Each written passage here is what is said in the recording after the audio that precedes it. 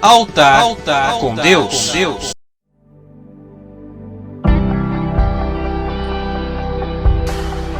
A paz do Senhor, querido ouvintes. Estamos de volta com um programa que é a audiência aqui na Rádio IES, o Altar com Deus.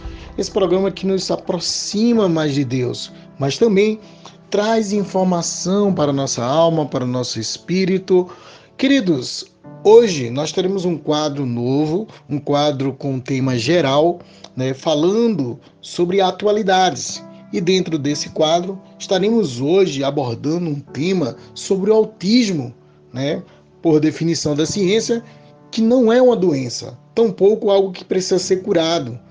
Por apresentar dificuldade em expressar emoções, entender comportamentos sociais, se comunicar efetivamente e lidar com mudanças inesperadas. Pessoas com autismo são vítimas fáceis de estereótipos, preconceitos e discriminação. Mas vamos conhecer uma doutora hoje, que vai estar trazendo informações sobre o autismo, sobre tratamentos, sobre todas essas informações que nós precisamos compreender, sobre o autismo. Hoje a entrevistada é a doutora da terapia ocupacional na área infantil, a Natália Adriane da Silva Amorim, da Assembleia de Deus Vida e Paz, do pastor presidente Francisco Silva. A mesma, ela mora na cidade de São Lourenço, do estado de Pernambuco. A paz do Senhor, doutora Natália. Nos conta um pouco quem é a Natália, qual a sua formação, a sua área de atuação. Oi, João, tudo bem? Eu sou Natália, sou casada, pernambucana, sou cristã, sou terapeuta ocupacional e abracei essa profissão que me escolheu, com o intuito de ajudar crianças e famílias a terem esperanças de futuros melhores, com mais independência. Eu sou apaixonada pelo mundo infantil e tudo que cerca. Eu tenho princípios muito claros, sobre quem são as crianças e eu não acredito que elas são o nosso futuro. Elas também são o futuro, mas eu gosto de pensar que elas são o presente. Eu quero investir em uma infância de qualidade hoje, não só para o futuro, mas hoje, para que sejam crianças que desfrutem dessa fase da vida com a maior qualidade de vida possível que possam ter, Como eu disse, eu sou terapeuta ocupacional e eu atuo na área da infância. Eu acredito numa educação respeitosa, centrada na família e adoro o que eu faço. Para começar o tema de hoje, doutora Natália, eu gostaria que você pudesse definir o que é o autismo, quais suas características iniciais, para que os ouvintes possam entender nesta tarde. Vamos lá. O transtorno do espectro autista, o autismo, o TEA, ele é um distúrbio do neurodesenvolvimento e que é caracterizado por um desenvolvimento atípico, um desenvolvimento que acontece diferente do que é esperado para o desenvolvimento de uma criança, de uma pessoa. Então, ele vem com manifestações comportamentais, por exemplo, são comportamentos repetitivos, estereotipados, um repertório restrito de interesses e de atividades, déficits na comunicação, na interação social, distúrbios sensoriais, transtornos sensoriais, Então, esses são os principais sintomas do transtorno do espectro autista, Hoje, as crianças são diagnosticadas por volta dos 2, 3 anos de idade, mas já é possível perceber sinais de alertas, desse neurodesenvolvimento, desse desenvolvimento nos primeiros meses de vida. É importante ressaltar também que a prevalência do autismo é maior no sexo masculino e que hoje a gente tem, não é um dado brasileiro, é um dado do exterior, porém, a gente também vê essa realidade aqui, que uma a cada 54 crianças nasce com autismo, Então, é uma prevalência alta. Quando eu digo nasce, porque sim, não é um transtorno, não é algo que você adquire, não é a doença que você pega, não é uma coisa aí. O menino pegou ali, tomou um susto na infância e ficou assim. Não, não é. Infelizmente, a etiologia, né, a causa desse transtorno ainda é desconhecida. Apesar de muito se estudar sobre, o que a gente sabe hoje em dia é que as evidências científicas nos mostram que não existe uma causa única, mas é uma interação de fatores genéticos e ambientais, né? E essa interação entre esses fatores, que tem sim a sua maior parcela de questões genéticas, mas a interação desses fatores parecem estar relacionadas, né, com o autismo, mas esse risco aumentado, né, desses fatores, como é que eu posso dizer para você? Esse risco dos componentes ambientais, que muito se fala hoje em dia, sobre as telas, né, até algumas questões sobre a alimentação, não é a principal causa, né? Os fatores ambientais, eles podem aumentar ou diminuir o risco, né, do autismo, só que em pessoas que já são geneticamente predispostas, tá? Embora nenhum desses fatores pareça ter forte correlação com o aumento e diminuição dos riscos, né? A exposição de agente químico, deficiência de vitamina D, por exemplo, ácido fólico, uso de algum tipo de substância durante a gestação, prematuridade, baixo peso ao nascer, apesar de todas essas circunstâncias não estarem, né, 100%, né, correlação, ainda é considerado um fator contribuinte para o desenvolvimento, né, do autismo. Certo, e dentro dessa formação da terapia ocupacional, nos fala um pouco primeiro o que seria a terapia ocupacional na área infantil, né, quais objetivos que ela tem, para que a gente possa entender, claro, também dentro dessa área do autismo. Então, vamos lá. É uma das perguntas que eu mais recebo e eu adoro responder sobre isso. A terapia ocupacional é uma profissão da área da saúde, certo? E tem como principal objetivo o desempenho das ocupações. O ocupacional vem daí, das ocupações. Mas, afinal, né, o que são as ocupações? Ocupações é tudo que a gente faz, do dormir ao acordar, inclusive dormir. São nossas atividades cotidianas. Então, são as atividades básicas que a gente faz, por exemplo, escovar os dentes, tomar banho, usar o banheiro, fazer higiene pessoal, trocar de roupa. São as atividades que a gente chama de instrumentais de vida diária. Dirigir, fazer compras, cuidar dos filhos, trabalhar, é uma ocupação também. Participar socialmente de ambientes, nosso lazer, nossos estudos, ou seja, tudo que a gente faz é baseado em ocupação. E com as crianças não seria diferente, né? As crianças também têm ocupações e a principal ocupação da criança é o brincar. Então, o foco da terapia ocupacional, dentro da infância, pensando nessas ocupações, é trazer independência e autonomia. Por quê? Várias pessoas, por diversos motivos, e daí a gente já vai citar aqui a questão do autismo, não conseguem ou não fazem de maneira totalmente dependente ou de maneira eficaz essas atividades cotidianas, essas ocupações que eu comentei anteriormente, né?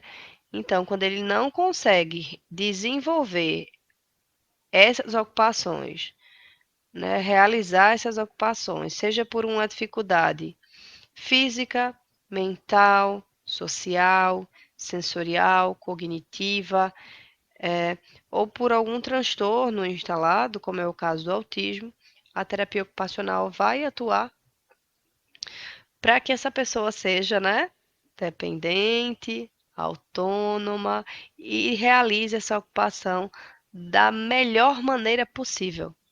Em termos gerais, qual a diferença da terapia ocupacional infantil em crianças dentro e fora do aspecto do autismo? A diferença da intervenção da terapia ocupacional vai acontecer em qualquer pessoa, em qualquer indivíduo. Nós acreditamos que cada indivíduo é único, apesar de algum transtorno.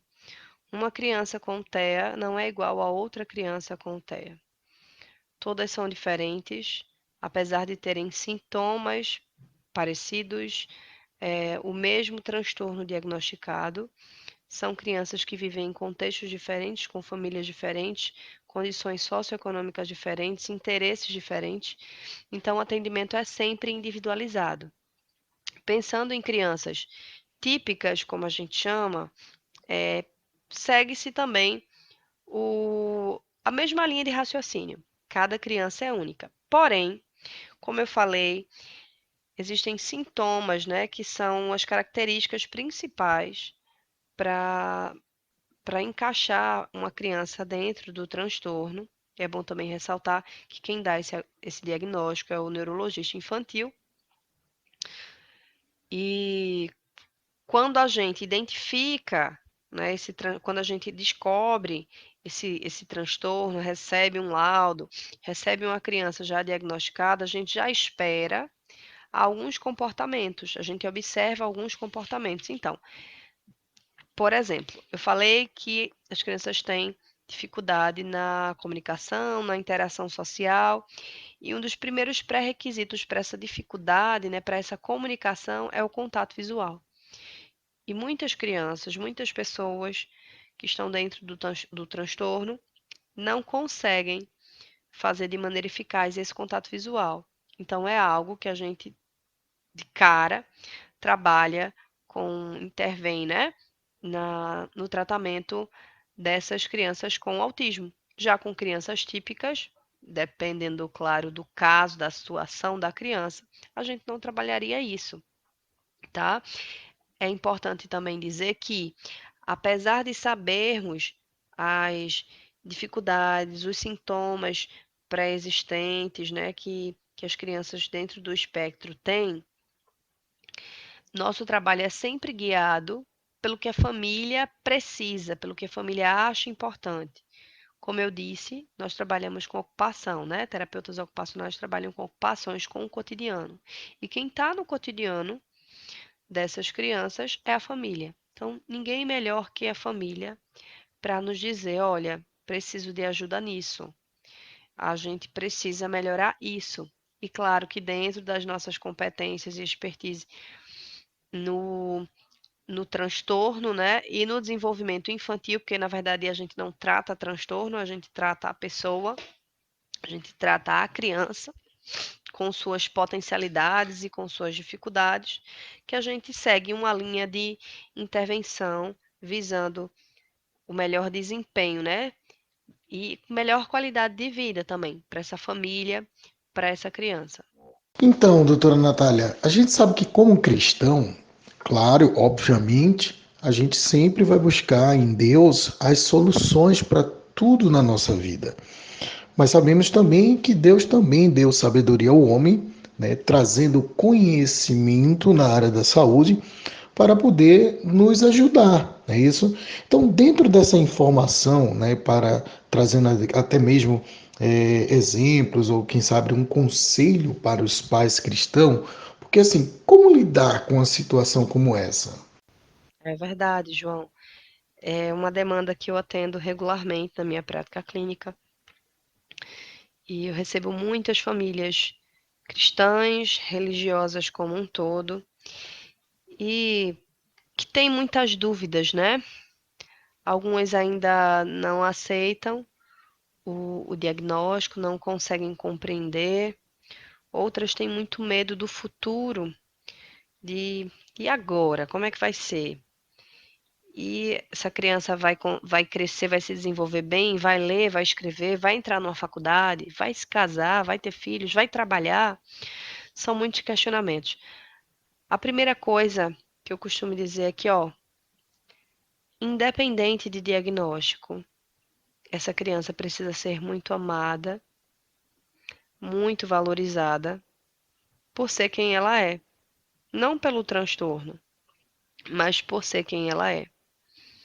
Muitas famílias passam por um processo de luto quando recebem um diagnóstico, porque é basicamente a morte de um filho que você esperava. E de repente não vem o filho que você esperava, vem um filho defeituoso, digamos assim. Um filho com muitas dificuldades. E agora? Né? Então, primeiro, foca no presente. O que é que eu preciso fazer agora? Gosto de dizer também que o importante não é o diagnóstico, mas sim o tratamento, porque existe tratamento. Hoje a ciência já descobriu inúmeras terapias, né, inúmeros profissionais que conseguem ajudar essa família, ajudar essa criança a desenvolver as habilidades que o mundo e que a vida vai requerer dele. E outra orientação também que eu dou é procura em terapia. É realmente, como você disse, Deus deu sabedoria aos homens, né? E existem terapeutas específicos que tratam da família, tratam dessas emoções, para que a família consiga levar esse processo com mais leveza, com mais tranquilidade.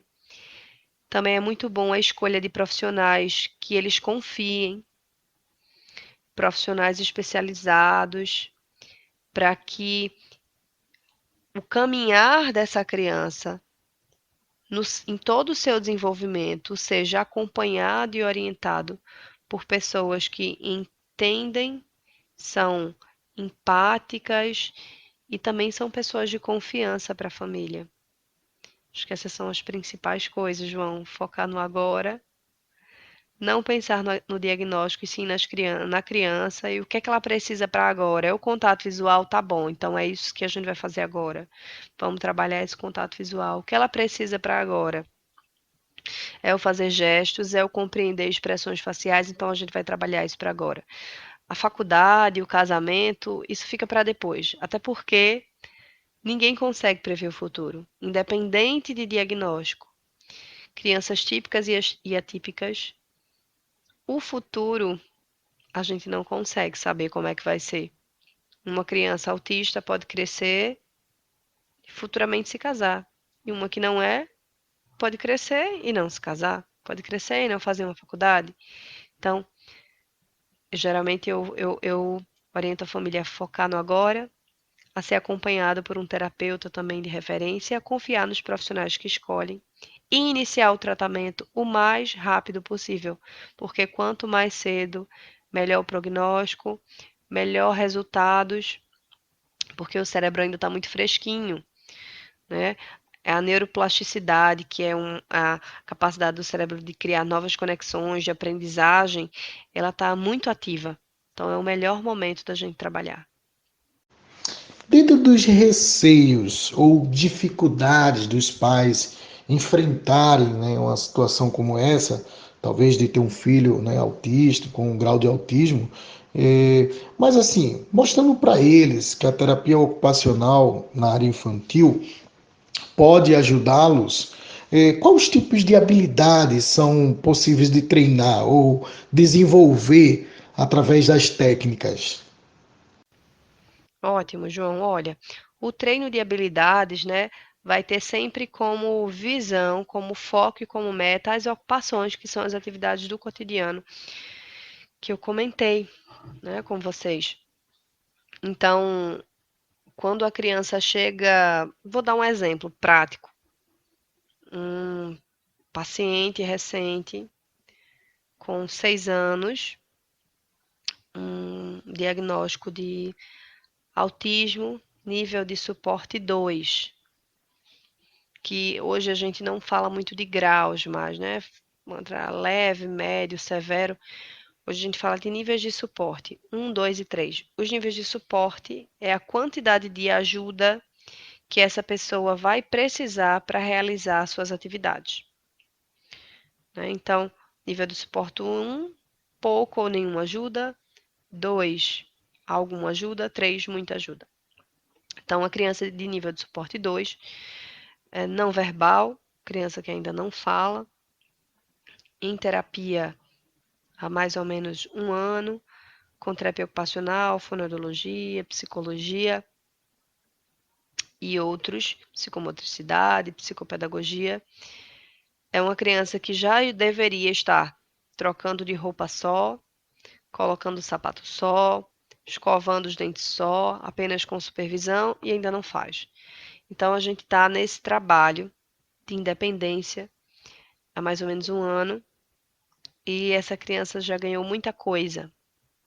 Ela hoje já consegue iniciar as atividades de troca de roupa, de vestir, de escovação sozinha, precisa de pouco suporte físico ou verbal, de dizer agora é isso, agora coloca assim, agora faz assim, né? Ajuda verbal, às vezes um físico assim, dá um apoio com a mão, segurar, são ganhos lindos, João, maravilhosos, assim, é muito gratificante ver uma criança aprender a fazer o básico, que a gente despreza, às vezes faz no automático, não presta atenção, mas quando a gente encontra uma pessoa que não consegue realizar, é quando a gente vê como essas habilidades são difíceis. Para você ter noção, a atividade de escovação dos dentes, que a gente pensa, ó, só escovar os dentes, ela tem tantas etapas. Então, pega a escova, pega o creme dental, abre o creme dental, coloca na escova. Abre a torneira, molha a escova. Fecha a torneira, leva a escova para a boca. Aí vai, né? De um lado, do outro, em cima, embaixo, frente, trás, língua, bochecha, cospe, coloca água na boca, cospe de novo, limpa a escova, enfim. Então, são muitos passos para se fazer. E é lindo de se ver uma criança aprendendo essas habilidades. Então, doutora Natália, eu vi que existe um transtorno no processamento sensorial do autismo. Eu queria que você explicasse um pouco sobre isso, para quem está em casa aí nos ouvindo, ele possa entender. Também eu queria que você explicasse, porque eu vi aqui, não sei se é verdade, né, que existe uma dieta ou um estilo de vida que ele beneficia o processo sensorial. É verdade isso? Isso, João. Existe uma disfunção, né? Um transtorno do processamento sensorial. E não acontece só no autismo, né? O transtorno do processamento sensorial é uma coisa, o autismo é outra. Porém, muitas crianças com autismo têm como comorbidade, né, desse transtorno, um transtorno também de processamento sensorial. E o que seria isso? Nós temos 5 sentidos muito conhecidos: visão, audição, paladar, olfato e tato. Mas a gente tem mais 2, que é o sistema proprioceptivo, que é basicamente o sentido do corpo, né? O sentir o corpo, e o vestibular, que é o sentido dos movimentos. Então, nós temos 7 sentidos. E esses sistemas, eles são a base do nosso desenvolvimento neurológico. É uma das bases do nosso desenvolvimento neurológico. E quando algo dentro do desenvolvimento, nesses sistemas sensoriais, não ocorre da maneira correta, da maneira que deveria ser, a criança apresenta, a pessoa, né, com esse transtorno, apresenta algumas dificuldades, que podem ser dificuldades de percepção ou dificuldades de reação, ou seja, percepção desses sentidos ou como ela reage a como sente esses sentidos. E, João, para te exemplificar, assim, como é que a gente pode identificar que a criança tem esse distúrbio, né, essa disfunção do processamento sensorial, eu vou te dar algumas características. Por exemplo, é uma criança que gosta muito de se esfregar em algumas texturas, é uma outra criança que não se sente muito bem com barulhos, até barulhos cotidianos do dia a dia, de liquidificador, aspirador de pó, secador de cabelo. Então ela tapa os ouvidos, ou grita, ou chora. Uma pessoa que se incomoda muito com etiquetas, precisa retirar todas as etiquetas. Crianças que caem muito, claro que tem vários fatores para essas quedas, mas assim, a disfunção sensorial também é uma das causas para essas quedas. Crianças que ficam incomodadas em ambientes com muitas luzes ou com a luz do sol batendo na janela do carro. Crianças que não conseguem perceber quando são tocadas ou quando estão sujas, né? São alguns dos sintomas. Crianças que não conseguem usar os brinquedos do parquinho, balanço, escorrego, porque demonstram uma insegurança de sair da base de estabilidade, né? A gente chama de instabilidade gravitacional, insegurança gravitacional. E essas que eu dei são poucas dos muitos sintomas de que uma criança tem uma disfunção de processamento sensorial. Crianças típicas também podem ter disfunção de processamento sensorial, não apenas autistas, atendo muitas, inclusive. E o tratamento para esse tipo de disfunção é com um terapeuta ocupacional, certificado numa abordagem de integração sensorial de Aires, certo? Você falou sobre estilo de vida. Sim, existem estudos, teorias e muitas comprovações, né?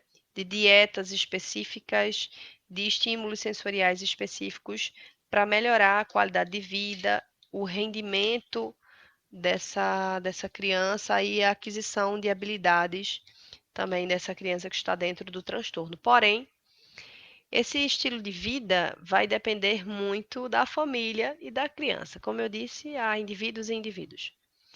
Então, cabe à família conversar com os profissionais responsáveis pelo caso para verem o que é realmente mais indicado e não ficar seguindo dietas, receitas milagrosas, curas milagrosas pela internet, que pode ser muito perigoso. Querido ouvintes, nós estamos aqui com a entrevistada de hoje, né, do novo quadro, que é um tema geral, né, a doutora em terapia ocupacional na área infantil, né, a doutora Natália Adriane da Silva Morim, ela que é lá de São Lourenço, né, Pernambuco, a mesma da Igreja Assembleia de Deus Vida e Paz, né, do pastor presidente Francisco Silva. Ela está aqui trazendo informações para nós, né, sobre o autismo, sobre as características. Nós vimos aqui vários assuntos maravilhosos nos dias atuais para que você que está em casa, você entenda muito bem que o autismo não é uma doença, né, doutora Natália? Ele não é uma doença, é algo que pode ser tratado, é algo que, claro, ele tem seus preconceitos, ele tem suas discriminações, mas sim, a gente pode tratar, a gente pode começar a fazer algo que venha ajudar essa criança no futuro. Então, doutora Natália, quais dicas podemos deixar para os nossos ouvintes, né, que eles possam conhecer, entender, né, saber que não gere preconceito, mas sim abrace a causa. Como você mesmo falou, hoje não existe um número muito grande de profissionais capacitados para essa área, né? E a gente aqui, quando falamos no geral, falamos em escolas, quem sabe em hospitais, quem sabe até mesmo na escola dominical, aquele aluno, né, que ele tem esse grau de autismo, né, e a professora ela tem que tratar ele, né, da mesma maneira como ela está tratando todas aquelas crianças da escola dominical. Então, fale para nós um pouco aí, deixa alguma dica, algum conselho para nós. Ótimo, João. No livro de Osés, o capítulo 4, versículo 6, a gente lê que o povo perece por falta de conhecimento. E eu acho que momentos como esse é muito importante para a gente conhecer sobre o transtorno, saber que tem muitas pessoas ao nosso redor com esse transtorno e a gente precisa compreender, acolher, abraçar. O Senhor Jesus não faz acepção de pessoas. O plano de Deus é perfeito e nós sabemos que essas crianças são amadas por Deus, essas pessoas são amadas por Deus, criaturas de Deus, filhas de Deus. E nós, como irmãos, precisamos acolher, procurar conhecimento sobre escutar a família e amar. O amor está sobre tudo. Queridos ouvintes, estamos ao final do nosso programa. Né? Tem sido maravilhoso estar aqui nessa entrevista, nesse conhecimento, né, sobre o autismo, né, através da Natália. Né? A Natália que, para você que não sabe, eu vou até revelar aqui, ela é prima da minha esposa, Érica Hélida. Né? Nós temos aí um carinho muito grande pela Natália, toda a família. E graças a Deus que hoje a gente conseguiu, né, reservar um tempo ali com a Natália para poder estar falando um pouco mais sobre a sua vida, sobre a sua profissão, aquilo que ela tanto ama, né? A terapia ocupacional na área infantil. Então, Natália, fique à vontade, pode dar suas considerações finais aí, mandando um grande abraço para a família, pode citar nome, fique à vontade. Maravilhoso, João, maravilhoso momentos como esse. É, eu brinco que eu e Erika nós somos prima-irmãs, né? A gente brinca que somos prima-irmãs, somos primas e irmãs. É muito bom ter compartilhado com vocês um pouquinho sobre minha área de atuação, sobre minha paixão que é a infância. Quero deixar um abraço para todos que ouviram, com paciência, os ouvintes dessa rádio, que traz sempre conteúdos tão relevantes, né, para a nossa vida. Deixar um beijão para o meu esposo, Lucas, para os meus pais, para a minha família, para os meus colegas de profissão, para os pacientes. Para João, quero agradecer o convite, foi ótimo.